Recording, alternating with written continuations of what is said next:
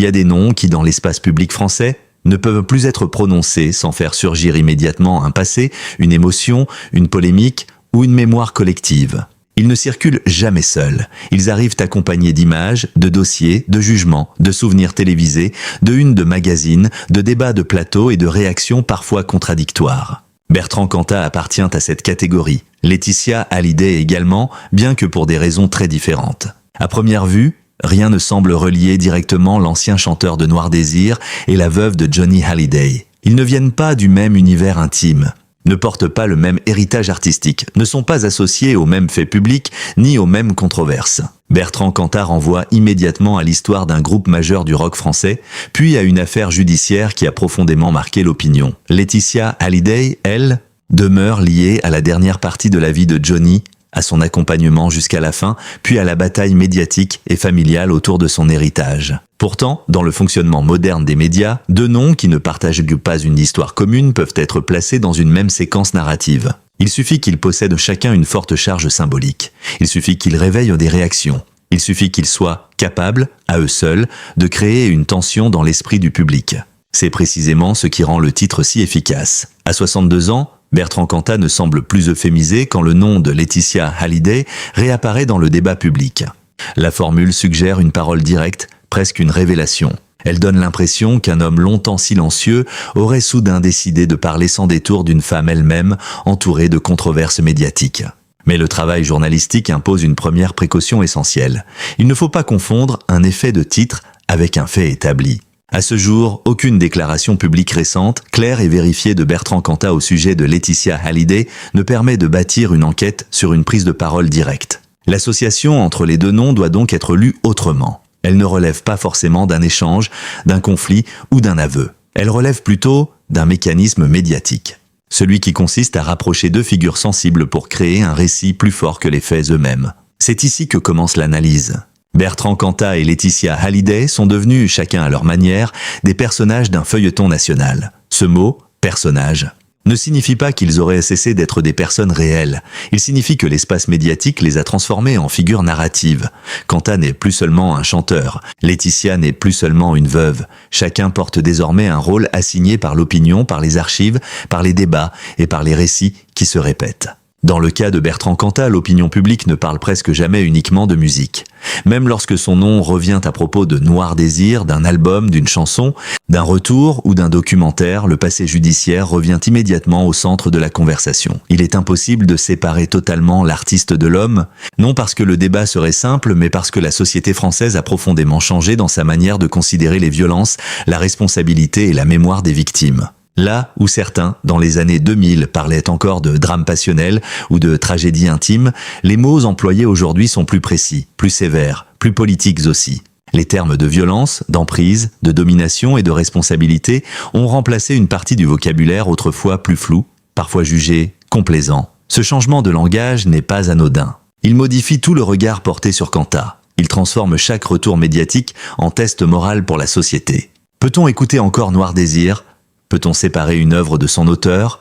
Peut-on programmer un artiste condamné ? Le temps suffit-il à refermer une affaire ? Le talent peut-il coexister avec une mémoire judiciaire aussi lourde ? Ces questions ne disparaissent jamais. Elles reviennent par vagues, elles se déplacent d'une génération à l'autre. Elles opposent souvent ceux qui défendent la complexité de l'art à ceux qui rappellent que la culture ne peut pas servir d'abri à l'oubli. Laetitia Hallyday, de son côté, évolue dans un autre registre. La controverse qui l'entoure n'est pas de même nature, elle ne relève pas du champ pénal lié à la violence, mais de l'héritage, de la famille, de l'image publique et de la mémoire d'une icône populaire. Pourtant, elle aussi a été happée par une mécanique médiatique presque implacable. Après la mort de Johnny Hallyday, Laetitia s'est retrouvée à un carrefour extrêmement sensible.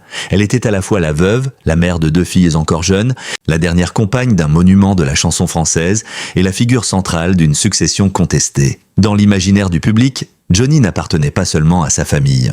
Il appartenait aussi à des millions de fans qui l'avaient accompagné pendant des décennies. Son image était devenue un patrimoine sentimental national. C'est pourquoi la bataille autour de son héritage a dépassé le cadre privé. Elle aurait pu rester une affaire de famille, de droit, de patrimoine. Elle est devenue un feuilleton français, commenté, interprété, disséqué. Laetitia Hallyday a été observée dans ses gestes, ses silences, ses déclarations, ses déplacements, ses hommages. On a analysé son attitude comme on analyse un discours politique. On a projeté sur elle des sentiments opposés, compassion, suspicion, admiration, reproche, incompréhension. Certains ont vu en elle une femme qui avait accompagné Johnny jusqu'au bout, qui avait organisé ces dernières années, protégé son intimité et défendu ses volontés. D'autres l'ont perçue comme une figure trop centrale, trop influente, voire trop maîtresse du récit posthume. Cette division de l'opinion a constitué le cœur de son exposition médiatique.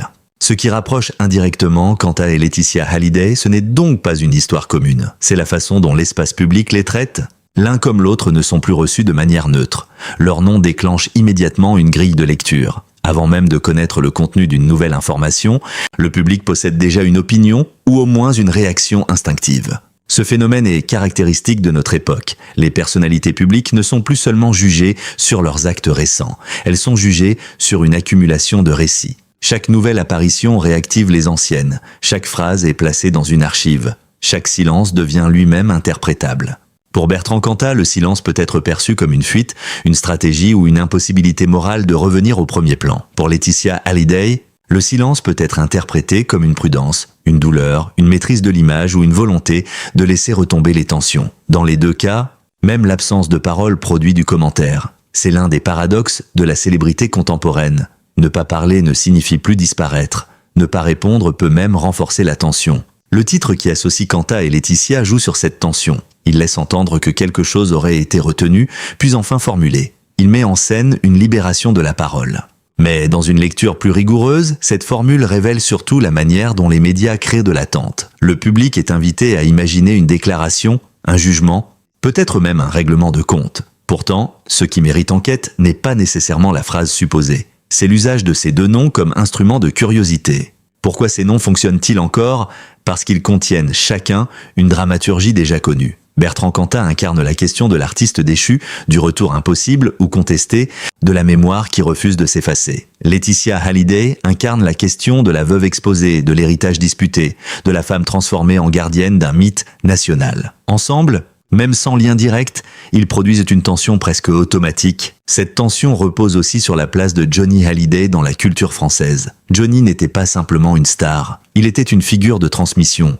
Plusieurs générations se sont reconnues dans ses chansons, ses excès, ses fragilités, ses renaissances. Son décès a donné lieu à un deuil collectif rare. Dans ce contexte, Laetitia n'a pas seulement été regardée comme une personne privée endeuillée, elle a été placée au centre d'un monument national. Or, lorsqu'une personne privée devient gardienne d'un monument public, elle se retrouve exposée à une contradiction permanente. On lui demande d'être digne, mais pas trop contrôlante, présente, mais pas omniprésente, protectrice, mais pas exclusive, émotive, mais pas stratégique, discrète, mais capable d'incarner la mémoire. Chaque choix devient risqué. C'est une position difficile car elle ne permet presque aucune neutralité. Si Laetitia parle, certains lui reprochent d'occuper l'espace. Si elle se tait, d'autres y voient un calcul. Si elle rend hommage à Johnny, on interroge son intention. Si elle tente d'avancer dans sa vie personnelle, on lui rappelle son rôle de veuve. Sa figure médiatique est donc prise dans un étau. Elle doit représenter un passé, tout en ayant le droit d'exister au présent. Bertrand Cantat, lui, affronte un autre type d'impossibilité. Son passé judiciaire a créé une limite symbolique que chaque tentative de retour vient heurter. Certains rappellent ce qu'il a purgé sa peine et qu'un état de droit permet la réinsertion. D'autres répondent que la scène, la reconnaissance publique et l'admiration culturelle ne sont pas de simples droits automatiques. On peut être libre juridiquement et demeurer contesté moralement. C'est précisément cette distinction qui rend son cas si sensible. Le débat autour de Cantat ne se limite donc pas à la loi. Il concerne la place que la société accepte de redonner à une personnalité condamnée lorsqu'elle revient dans un domaine aussi visible que la culture. Un artiste n'exerce pas un métier totalement ordinaire. Il occupe une scène, reçoit des applaudissements, suscite l'identification, parfois l'admiration. C'est cette dimension symbolique qui explique la virulence des réactions. Dans cette perspective, l'association avec Laetitia Hallyday permet de comprendre une règle plus générale. L'espace médiatique aime placer face à face des figures qui concentrent des tensions collectives. Il ne s'agit pas toujours d'établir un lien factuel fort. Il s'agit souvent de provoquer une lecture émotionnelle. Un nom appelle une mémoire, l'autre appelle une controverse. Le rapprochement crée une promesse de drame. Mais le journaliste, surtout lorsqu'il adopte une voix neutre et objective, doit résister à cette facilité. Il doit demander quels sont les faits, qui a parlé, quand, où, dans quel contexte. Les propos sont-ils documentés? La formule du titre correspond-elle à une information réelle ou à une interprétation? Cette méthode est essentielle, car les récits médiatiques peuvent rapidement transformer une hypothèse en vérité apparente. Dans le cas présent, parler de Bertrand Cantat et de Laetitia Hallyday impose donc de poser un cadre. Il ne s'agit pas d'affirmer une déclaration non prouvée. Il s'agit d'analyser pourquoi ces deux noms, lorsqu'ils sont réunis, créent une telle curiosité. Cette curiosité ne naît pas du hasard. Elle vient de deux trajectoires profondément médiatisées, de deux rapports complexes à l'opinion et de deux manières différentes d'incarner une controverse française. Ce qui est frappant, c'est que ces deux figures sont aussi liées à une question de mémoire. Pour Cantat, la mémoire est celle d'un drame et d'une responsabilité judiciaire. Pour Laetitia, la mémoire est celle de Johnny, de son œuvre, de son patrimoine et de l'image laissée aux générations futures. Dans les deux cas, le passé n'est jamais vraiment passé. Il continue de gouverner le présent. Le public, lui, se trouve dans une position ambiguë. Il réclame des faits, mais il est aussi attiré par les récits. Il veut de la nuance, mais réagit souvent à des titres spectaculaires. Il exige de la pudeur, mais consomme des histoires intimes. Il critique l'emballement médiatique tout en y participant parfois par ses clics, ses commentaires et ses partages. C'est cette contradiction qui nourrit la mécanique. Les médias savent que certains noms suffisent à provoquer l'attention. Laetitia Hallyday attire parce qu'elle touche à Johnny, au deuil, à l'héritage et à la famille. Bertrand Cantat attire parce qu'il touche à la violence, à la justice, à l'art et à la possibilité du pardon. Les réunir dans un même titre, même indirectement, revient à additionner deux charges émotionnelles. Mais cette addition peut aussi être dangereuse. Elle peut brouiller les niveaux de gravité. Elle peut donner l'impression que toutes les controverses se valent, alors que ce n'est pas le cas. Elle peut transformer des situations très différentes en simple matière à sensation. C'est pourquoi il faut rappeler clairement que les deux dossiers ne doivent pas être confondus. L'analyse médiatique permet de les comparer comme phénomènes publics. Elle ne permet pas de les assimiler moralement ou juridiquement. Cette distinction est importante. Une fonction sérieuse ne doit ni blanchir, ni condamner sans fait, ni amplifier une rumeur. Elle doit éclairer les mécanismes. Ici, le mécanisme central est celui de la célébrité devenue archive permanente. Une personnalité exposée n'est plus seulement définie par ce qu'elle fait aujourd'hui. Elle est constamment relue à travers ce qui a été dit, écrit, filmé ou jugé auparavant. Laetitia Hallyday ne peut presque plus apparaître sans que la succession de Johnny revienne en arrière-plan. Bertrand Cantat ne peut presque plus être mentionné sans que son passé judiciaire occupe la première place. Cette impossibilité d'un présent autonome est peut-être le point commun le plus profond entre les deux figures. Le présent est toujours contaminé par l'histoire. À mesure que les années passent, cette mémoire ne s'efface pas forcément. Elle change de forme. Les jeunes générations découvrent parfois ces affaires par des documentaires, des vidéos, des résumés en ligne, des extraits de télévisés ou des articles rétrospectifs. Elles ne les ont pas vécues en direct, mais elles les reçoivent avec les valeurs d'aujourd'hui. Cela modifie encore la réception. Pour les plus anciens, Laetitia Hallyday peut rappeler les années Johnny, les dernières apparitions du chanteur, les cérémonies d'hommage, le choc du testament. Pour les plus jeunes, elle peut apparaître comme une figure médiatique liée à un conflit d'héritage qu'ils découvrent après coup. De la même manière, Bertrand Cantat peut être connu par certains comme la voix de Noir Désir et par d'autres d'abord comme un homme condamné avant même d'être identifié comme musicien. Cette inversion des mémoires est décisive. Elle montre que le temps ne répare pas toujours l'image. Parfois, il la transforme, il la durcit, il la simplifie ou il la déplace. Les générations ne hiérarchisent pas les faits de la même manière. Elles ne pardonnent pas selon les mêmes critères. Elles ne séparent pas l'art et la vie privée avec les mêmes réflexes. Le chapitre 1 de cette enquête doit donc être lu comme une entrée dans un laboratoire médiatique. Bertrand Cantat et Laetitia Hallyday ne sont pas ici réunis pour créer artificiellement un scandale commun. Ils sont observés comme deux cas révélateurs d'un même phénomène. La difficulté, pour certaines figures publiques, de reprendre possession de leurs récits lorsque l'opinion, les médias et les archives ont déjà fixé les contours de leurs personnages. C'est peut-être cela au fond que dit le titre.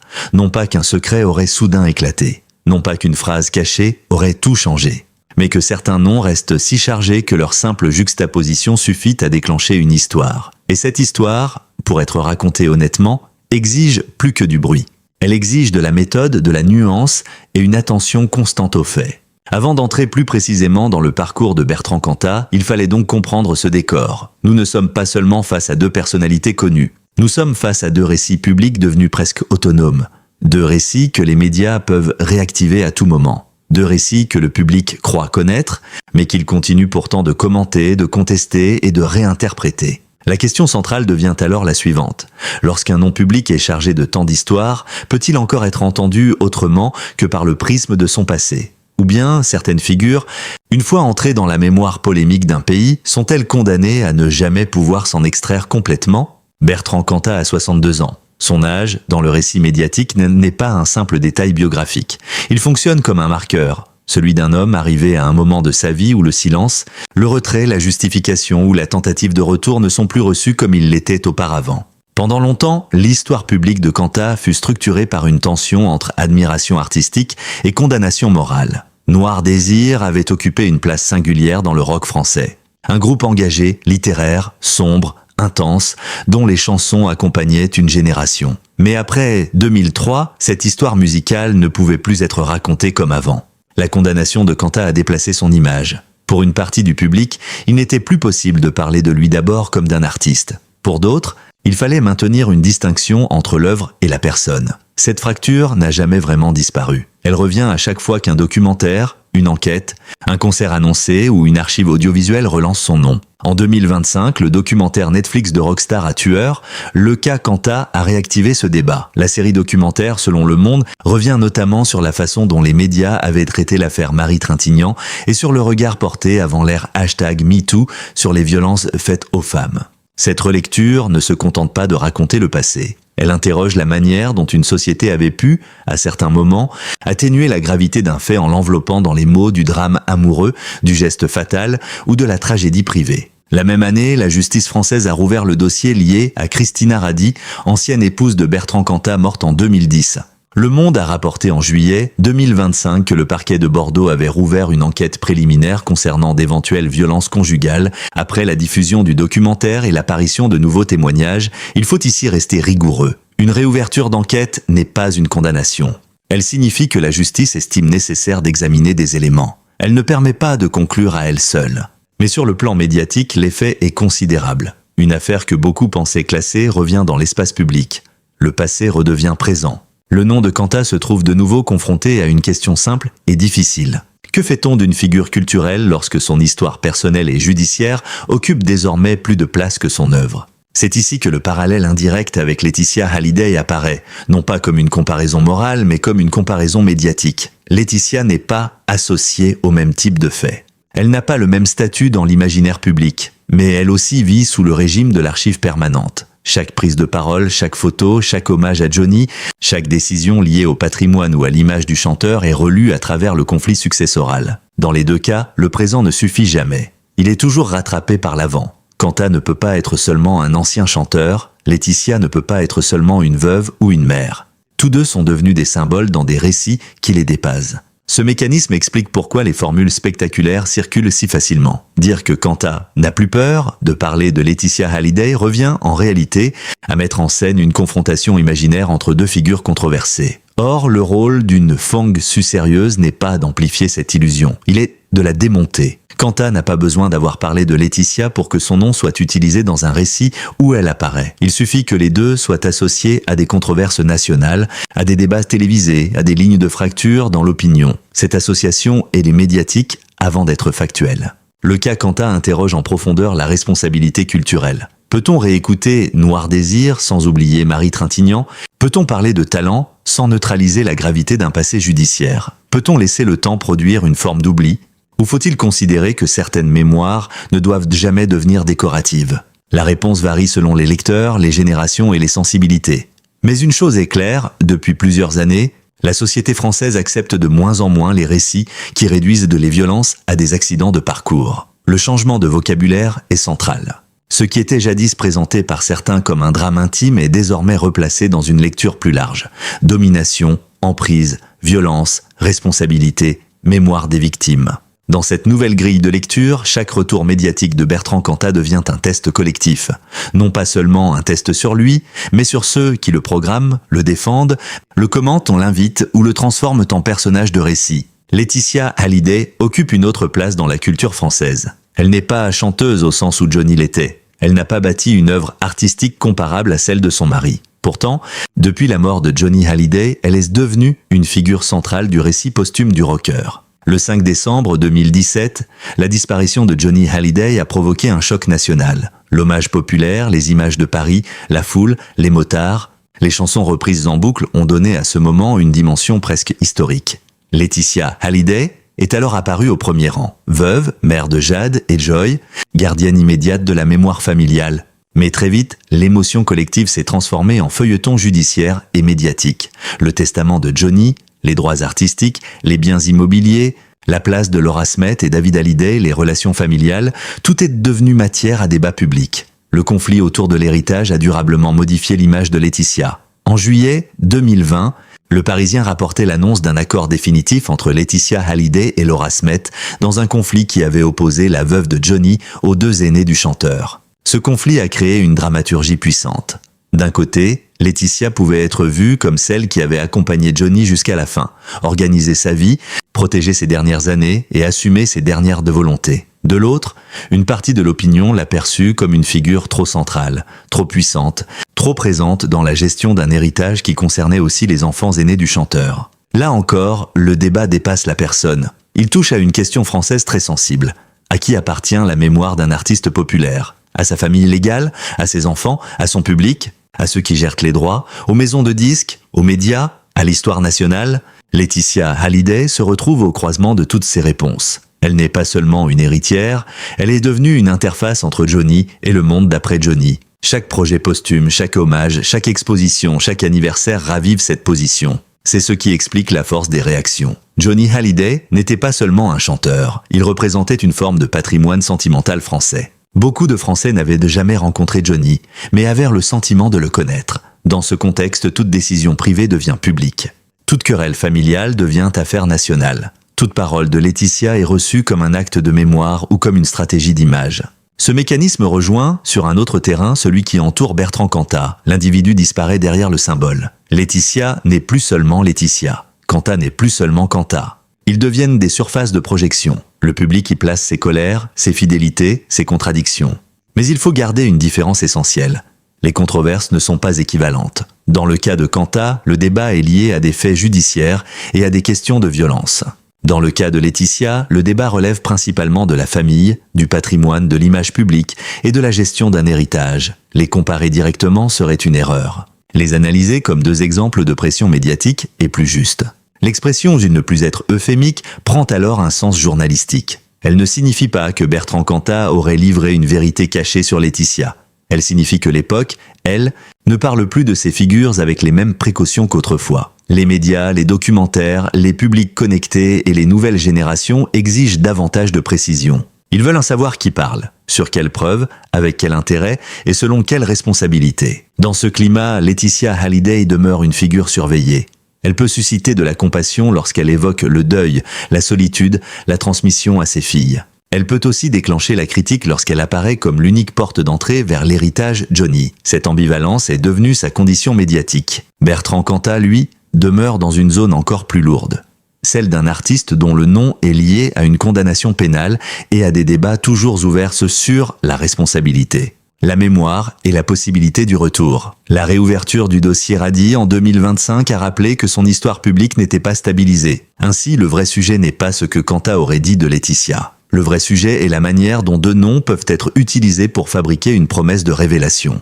Cette promesse attire l'attention, mais elle oblige le journaliste à une discipline. Ne pas confondre association médiatique et information vérifiée. À première vue, le titre semble annoncer une confession. En réalité, il ouvre une question plus profonde. Pourquoi certains noms restent-ils si inflammables dans la mémoire collective française ? Bertrand Cantat et Laetitia Hallyday n'appartiennent pas au même dossier ni au même registre de controverse. Mais ils incarnent tous deux une vérité du temps médiatique. Une fois qu'une personnalité publique devient symbole, elle ne maîtrise plus entièrement son récit. Cantat reste associé à une affaire judiciaire majeure et à un débat culturel sur la responsabilité des artistes.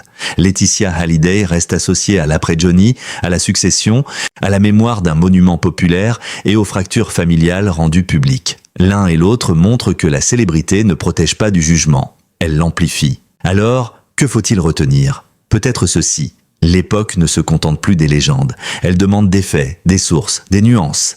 Elle refuse de transformer les zones d'ombre en simples anecdotes. Elle regarde les archives avec un œil nouveau.